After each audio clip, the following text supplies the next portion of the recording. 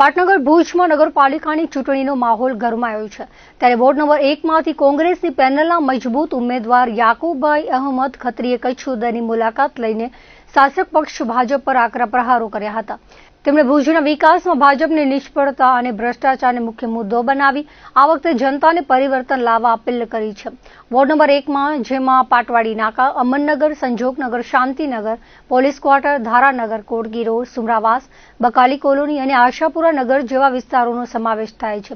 ત્યાં કુલ 15,737 મતદારો, જેમાં 7,985 પુરુષ અને 7,752 સ્ત્રી મતદારો નગરસેવકોનું ભવિષ્ય નક્કી કરશે। યાકુબભાઈએ જણાવ્યું હતું કે આ વિસ્તાર વર્ષોથી કોંગ્રેસનો ગઢ રહ્યો છે, પરંતુ કોંગ્રેસના નગરસેવકો છૂટાતા હોવાથી શાસક પક્ષ દ્વારા આ વિસ્તાર પ્રત્યે હંમેશા ઓરમાયું વર્તન રાખવામાં આવે છે। પીવાના પાણીમાં ગટરનું પાણી ભળી જવાની ફરિયાદ છે।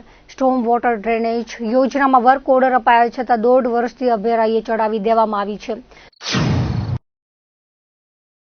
મારી પાસે વોર્ડ નંબર 1માં અત્યારે બહુ અનુભવી વ્યક્તિ જે કાસમભાઈ સમા છે, 5 વખત ચૂંટાયેલા, જેણે 25 વર્ષ એ વોર્ડને આપ્યા છે।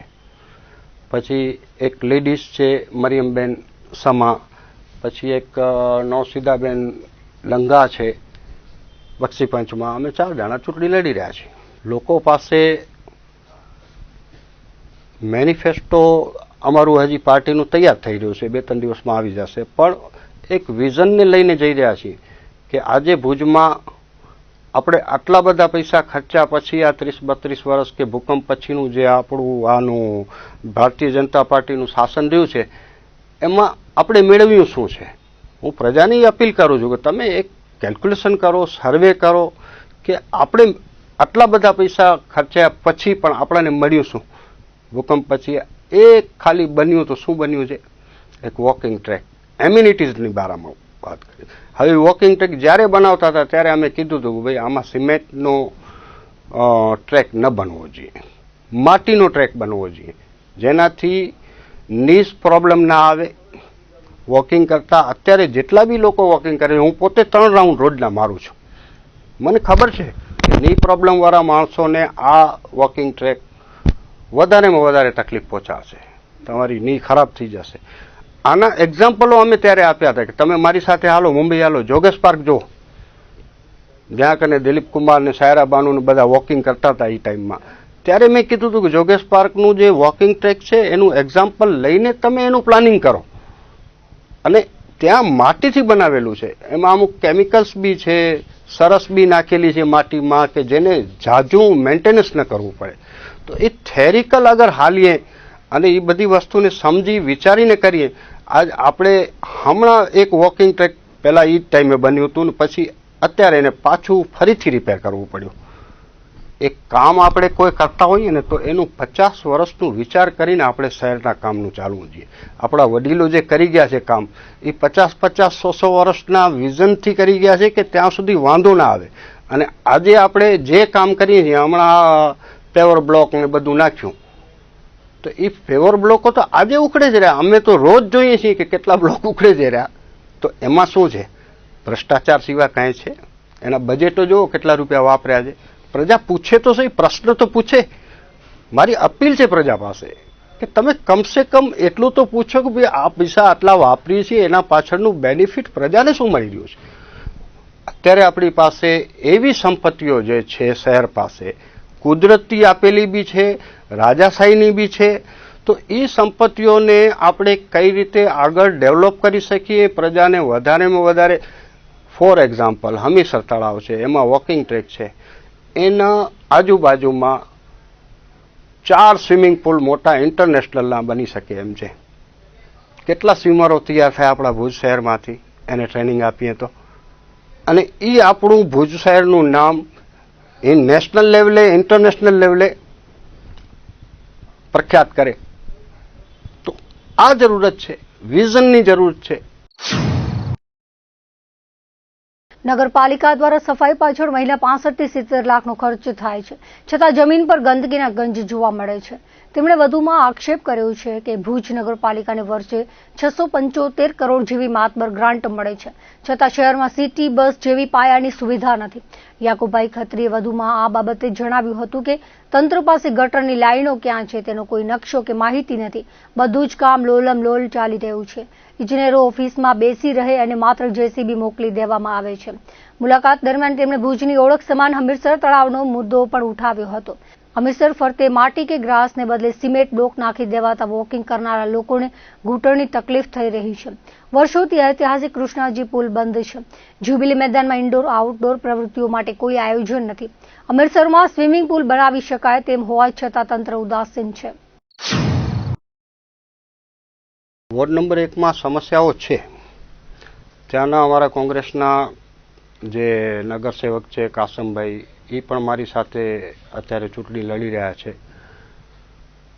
ઘણા કર્મઠ કાર્યકર છે અને નેતા છે કે જે ત્યાં વોર્ડની સમસ્યાઓને હંમેશ માટે એમણે મતલબ પોતાનું જીવન 25 વર્ષ અર્પણ કરી દીધા છે. 5 વખત એ વોર્ડમાં ચૂંટાયેલા વ્યક્તિ છે. તો અમુક એવી સમસ્યાઓ હતી જેમાં ભાજપની બોડીની જે કિન્નાખોરી હતી એનો ભોગ વોર્ડ નંબર 1 બની રહ્યો હતો. અને એ બધી સર્વે કર્યા પછી મને એમ થયું કે ના, આ વોર્ડને મારી જરૂર છે. કે એ પાણી ભરાવના પ્રશ્ન છે, વરસાદી પાણી ભરાવના, પછી પાણીની વિકટ સમસ્યાઓ અમુક જગ્યાએ હજી છે, ગટરની લાઈનના પણ પ્રશ્ન છે. તો એના માટે હજી પણ ત્યાં કામ કરવું જરૂરી છે. અને મેઇન ઇસ્યુ જે છે ને ત્યાં કને એ અમનનગરથી કરી અને ભારતનગર સુધીનો જે રોડ છે એમાં વરસાદી પાણીનો બહુ તકલીફ છે. તો એના માટે એક અમે બ્લુપ્રિન્ટ તૈયાર કરી છે અને એનું અમનનગરથી કરી અને સીધું પાણી ભારતનગરવાળા છેલ્લામાં ચાલ્યું જાય એટલે બધા એમાંથી રાહત અનુભવી શકે. દાખલા તરીકે એક રહીમનગર છે, અમનનગર છે, પછી ઉहाँથી ધારાનગર છે. આ જ્યારે જ્યારે વરસાદ આવે ત્યારે ત્યાંની પ્રજા છે એ પીડાય છે. અમારા વોર્ડમાં પાટવાડી નાકા, પછી આપણા શાંતિનગર એરિયો, પછી ધારાનગર, તાયબા ટાઉનશીપ, પછી સંજોગનગરના વિસ્તારોમાં કાસમભાઈએ ખૂબ સરસ કામ કરાયા છે અત્યાર સુધી લડત કરીને. કારણ કે અત્યારે અમારી બોડી તો આવી જ નથી. તો જે બી કામ થયા છે એ કાસમભાઈના મહેનતથી થયા છે. અને હજી ઘણા વિસ્તારો છે. દાખલા તરીકે એવું 36 મીટરના રિંગ રોડનો રાઈટ સાઈડનો વિસ્તાર છે, એ બી અમારા વિસ્તારમાં આવે છે, વોર્ડમાં આવે છે. એના બી કામ અમુક બાકી છે. એ બધા ઘણા કામો કરવાના છે. લોકોએ જે એમને તકલીફો હતી મને કીધી છે અને બધી તકલીફોને સોલ્યુશન કઈ રીતે કરવા એનું પ્લાનિંગ અમે લોકો કરી રહ્યા છીએ. એ કિન્નાખોરી છે ભાજપની સત્તા બોડી જે અત્યારે છે નગરપાલિકામાં લગભગ કેટલા 30-32 વર્ષથી છે. એટલે કર્યું શું છે તમે વિચાર કરો. 675 કરોડ રૂપિયાની 5 વર્ષની જે ગ્રાન્ટ આવે છે,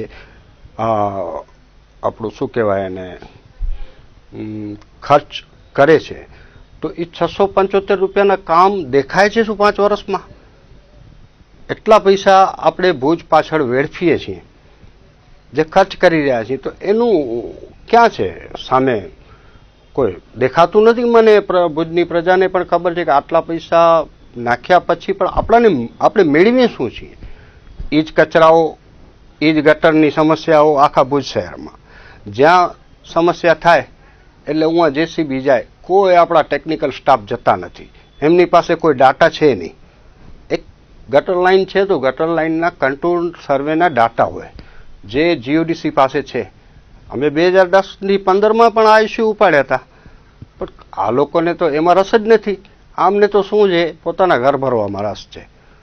તો ખરેખર અગર નગરપાલિકા એટલે સેવાનું માધ્યમ છે, તમે ચૂંટાઈને આવો છો તો પછી તમારે પબ્લિકના કામ કરવાના છે, નહીં કે પોતાના ઘર ભરવા માટે. આપણા આ સંસ્કારો નથી.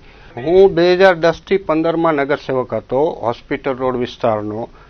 ત્યારે મારી સામે કિરીટ સોમપુરા સાહેબ કરીને ઊભા હતા.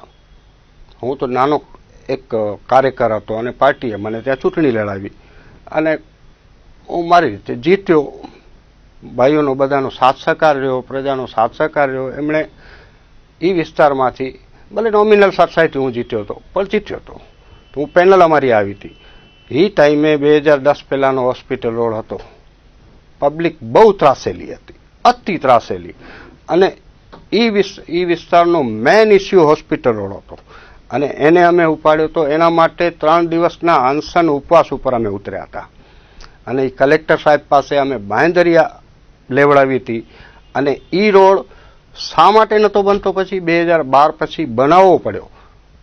કિરીટ સોમપુરા સાહેબ જે અમારી સામે હારી ગયા હતા, એ વોર્ડમાં એને ભાડાના ચેરમેન બનાવવા પડ્યા. એ ભાડાના ચેરમેન બન્યા.